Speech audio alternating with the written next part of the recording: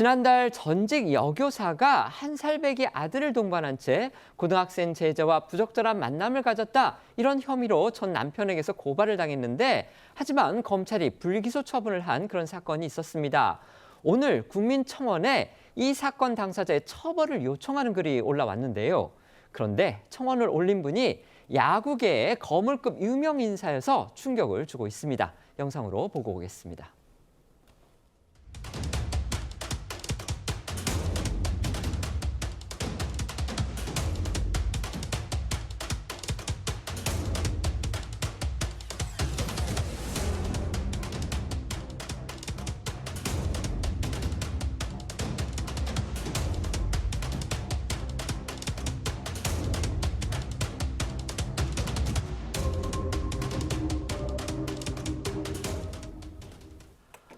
보신 것처럼 이 청원을 올린 분이요, 류중일 전 야구 국가대표팀 감독인 것으로 확인이 됐습니다. 제자와 불륜을 저질렀다는 혐의를 받고 있는 전직 여교사가 자신의 전 며느리임을 이렇게 전 국민의 실명으로 밝히고 나선 겁니다. 맞습니다. 이 사건의 발단은요, 지난해 10월 전직 여고사의 전 남편이 이 방송과 온라인 커뮤니티를 통해서 이 당시 부인이었던 A 씨의 행위를 폭로를 하면서 시작이 됐습니다. 전 남편은 이 부인이, 그러니까 아내가 미성년 제자를 성적으로 학대한 혐의, 성적 행위를 한 혐의와 또 한 살배기 아이가 이 불륜 행위를 목격하게 한 것을 두고서 이 정서적 아동 학대로 규정을 해서 이 부인 A 씨를 신고를 했습니다. 또 전 남편이 확보한 이 CCTV 영상에서는요, 호텔 로비에서 불륜 상대로 지목된 이 미성년자 B군이 이 선생님, 그러니까 전직 아내였죠, 아내인 이 A 씨를 껴안고 귓속말하는 장면, 또 식당에서 두 사람이 입맞춤하는 모습 등, 또 다른 호텔에서 이 B군이 A 씨 부부의 아들을 안고 있는 장면 등이 담겨 있었습니다. 하지만 A 씨는 조사에서 포옹과 입맞춤은 인정을 하면서도 그 이상의 신체 접촉이나 호텔 투숙 사실은 부인을 했고요. 제자 B군 역시 대학 실기시험 때문에 같은 지역에 있었고 다른 대학 입시에 불합격했던 터라 선생님이 뽀뽀 한 번만 해주면 잘할 수 있을 것 같다라고 농담을 했고, 선생님도 응원하는 마음으로 가볍게 했던 거라고 주장했습니다.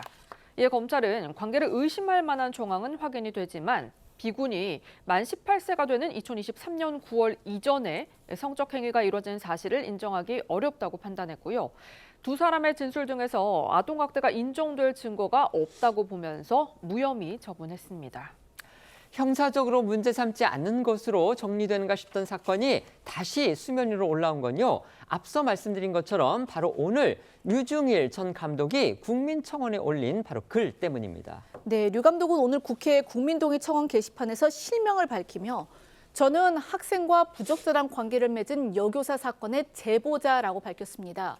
그러면서 한 명의 부모로서 이번 사건을 겪으며 대한민국 사법기관과 교육행정의 대응에 깊은 실망을 느꼈다고 글을 시작했습니다. 이어 여교사가 당시 고3 학생과 학기 중 장기간 이 부적절한 관계를 이어져 온 것으로 의심되는 정황이 존재를 하고 그 과정에서 제 손자가 여러 차례 호텔에 동행한 사실도 확인이 돼서 이 가족에게 큰 상처와 충격을 안겼다고 청원 이유를 밝혔습니다. 네, 그러면서 류 전 감독은 현장에 존재했던 물증과 여러 정황에도 불구하고 적극적인 수사가 이뤄지지 않았다면서 민사재판에서 두 사람의 관계가 부적절한 관계고 손자를 동행하는 비윤리적 행동을 자행했다는 게 인정이 됐는데도 경찰과 검찰은 증거 불충분으로 불기소 처분을 내렸다고 주장했고요. 또 현재 전 며느리가 교사 복직까지 준비하고 있고 교육청 역시 문제 없다는 의견을 줬다면서 학생과 아동을 보호할 수 있도록 아동복지법을 개선하고 수사 기준을 강화해야 한다고 촉구했습니다. 자신의 가족이 겪은 억울한 사건이 재발하지 않도록 제도 개선을 해달라는 호소도 덧붙였습니다. 야구 인생과는 전혀 다른 싸움의 한가운데에서 서 있는 류 전 감독인데요. 오늘 한 언론 인터뷰를 통해서 자신이 겪은 고통을 털어놨습니다. 네, 류 감독은 이 스포츠 서울에 그동안 알았다. 이 사건이 발생한 지 2년이나 됐다면서 몸무게가 다 빠지고 밥을 못 먹고 밥이 안 들어간다. 나한테 무슨 이런 일이 생겼나 싶어서 돌 지경이다라면서 평생 야구만 하다가 이런 일이 생기니 황당하고 또 해결이 안 된다고 토로했습니다. 예, 저희도 직접 류중일 전 감독의 연락을 취해서 이번 사건과 관련한 심경을 들어볼 수 있었습니다. 들어보시겠습니다. 정거를 떠나가지고 학교 여선생하고 남학생하고 부적절한 관계가 인정이 됐는데 교육청이나 학교 쪽에서는 책임이 없다는 거예요. 그 부적절한 장소에 우리 손자를 데려갔다는 거, 그게 아동학대가 안 된다는 거예요.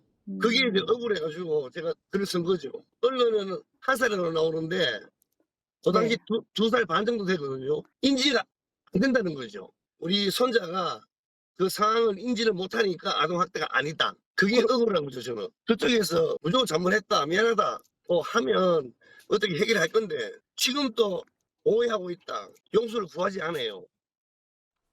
류 전 감독의 아들은 최근 이 검찰의 불기소 처분 결정에 불복해 항고장을 제출한 것으로 알려졌습니다. 유중일 전 감독의 전 며느리 사건과 관련해서 이 사건 당사자들의 해명은요, 저희가 그동안의 언론 보도 등의 근거를 해서 전해드렸습니다. 유 전 감독의 국회 청원과 관련해서 이 청원이 오늘 지금 올라왔고 또 공개가 됐기 때문에 이 당사자들의 반박은 아직 나오지 않았습니다. 때문에 나중에 그게 나오면 또 그것도 전해드리도록 그렇게 하겠습니다.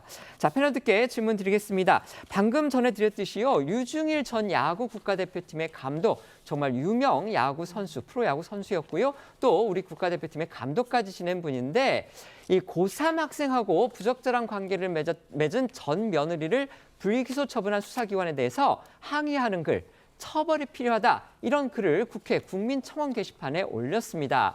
당시 증거로 CCTV 영상 그리고 다수의 호텔 예약 내역 등을 제출을 했는데 검찰이 이 사건을 증거 불충분으로 불기소 처분을 했다. 지금 이겁니다.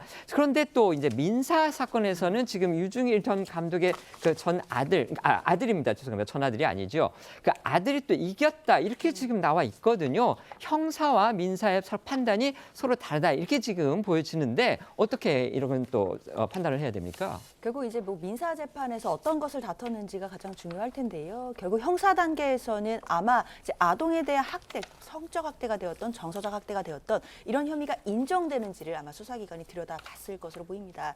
일단 이 불기소 처분에 대해서 고발인 측에서는 항고를 했다라고 하니까 검찰이 다시 한번 억울한 점이 없는지 좀 면밀히 들여다봐야 되겠다라는 생각은 들거든요. 일단 불기소했던 이유들을 살펴보면 일단 성적 학대를 한 것으로 이제 입증이 됐다라고 보이지 않는다. 그러니까 증거가 불충분하다라고 판단한 것으로 보이는데 뭐 그렇다 하더라도 그 어린 자녀가 있었잖아요. 뭐 언론 보도에 뭐 한 살 배기 뭐 이렇게 얘기가 나오는데 그 아이를 함께 데리고 있었다라는 부분에 있어서는 분명히 그 아이에 대해서는 어떤 정서적인 학대가 될 수 있지 않나라는 부분에 대해서는 수사기관이 다시 한번 고려할 필요가 있을 것 같습니다. 물론 아주 어린 아이여서 뭐 어떤 일이 일어나는지를 전혀 모르고 분위기가 어떤 거였는지 몰랐을 수는 있겠지만 그 상태만으로도 그 아이에게는 무언가 또 정서적으로는 학대가 될 수 있겠다라는 점도 수사기관이 고려해봐야 될 것 같고요. 그리고 실제로 그 고3 학생과의 어떤 또 성적인 학대가 있었는지 여부에 대해서도 또 항고가 들어온 만큼 재차 다시 한번 확인할 필요는 있어 보입니다. 네, 유중일 전 감독 우리 이용호 의원님하고 거의 같은 연배 아니실까요? 거의 그렇게 지금 되는데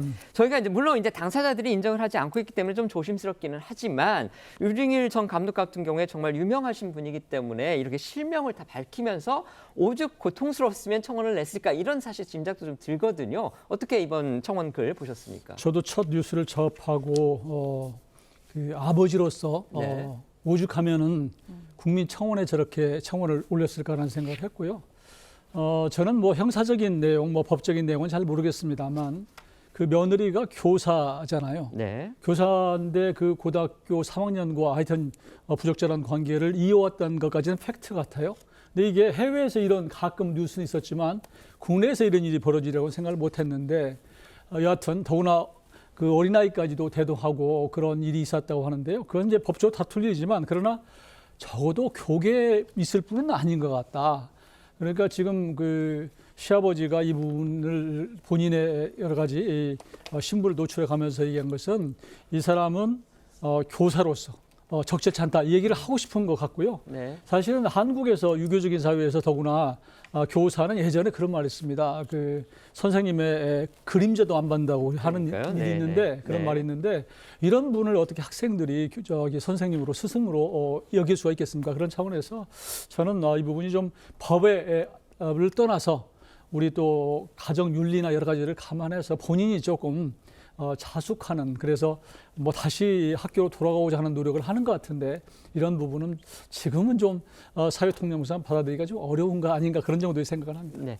다시 한번 말씀드리지만요. 어쨌든 검찰, 그러니까 수사 당국이 여러 가지 증거나 뭐 이런 자료를 다 종합적으로 검토를 했지만 결국은 형사적으로는 처벌할 수가 없다고 해서 불기소 처분을 내린 사건이기 때문에 그 당사자들도 물론 할 말은 있을 겁니다. 그런데 어쨌든 이렇게 사회적으로 누구나 이름을 알 수 있을 만한 그런 분이 공개적으로 이름을 밝히면서 청원까지 냈기 때문에 저희가 이 사건을 다뤘다는 것이고요. 아까도 말씀드렸듯이 당사자들의 반론이 있으면 또 추가로 나오면 저희가 언제든지 다시 전해드리도록 그렇게 하겠습니다.